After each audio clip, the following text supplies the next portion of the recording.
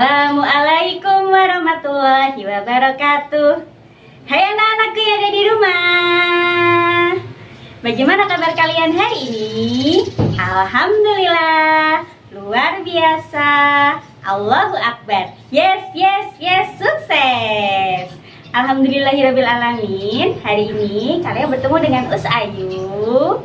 Tapi sebelum itu Ustazah ingatkan dulu ya, kalian jangan sampai lupa untuk melaksanakan sholat duha terlebih dahulu di rumah.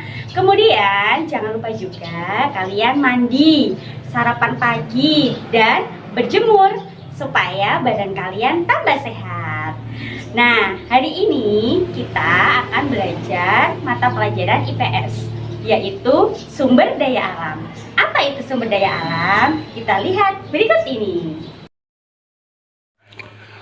Sumber daya alam adalah segala sesuatu yang ada di alam yang bisa dimanfaatkan oleh manusia untuk memenuhi kebutuhan hidupnya.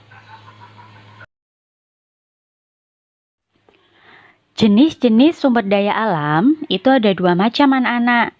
Yang pertama, berdasarkan sumbernya, dan yang kedua, berdasarkan sifatnya. Sumber daya alam berdasarkan sumbernya itu ada dua anak-anak. Yang pertama yaitu biotik atau hayati. Yang kedua adalah abiotik atau non-hayati. Sumber daya alam biotik atau hayati adalah sumber daya alam yang berasal dari makhluk hidup. Makhluk hidup selain manusia itu ada tumbuhan dan juga hewan. Nah, itu tumbuhan dan hewan adalah contoh dari sumber daya alam biotik atau hayati. Selanjutnya, sumber daya alam berdasarkan sumbernya yang kedua yaitu sumber daya alam abiotik atau non-hayati. Sumber daya alam abiotik adalah sumber daya alam yang berasal dari benda mati. Contohnya yaitu ada dari barang tambang, batuan, dan masih banyak lagi anak-anak.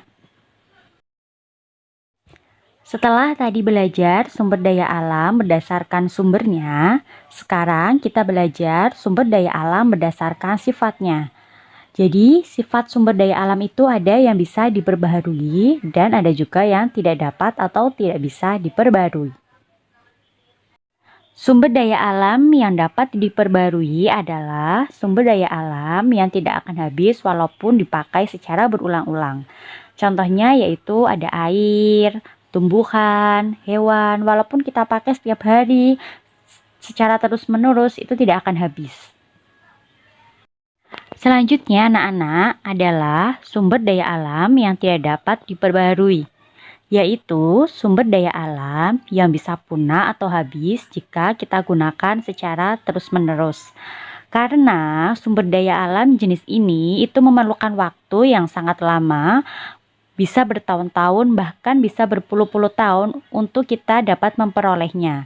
Jadi kita harus bijak dalam penggunaannya anak-anak, harus lebih hemat supaya tidak mudah habis atau tidak cepat punah. Contoh sumber daya alam yang tidak dapat diperbarui adalah minyak tanah, bensin, solar, barang-barang tambang. Itu apabila kita gunakan secara terus-menerus itu bisa habis. Untuk itu anak-anak kita harus berhemat dalam penggunaannya ya.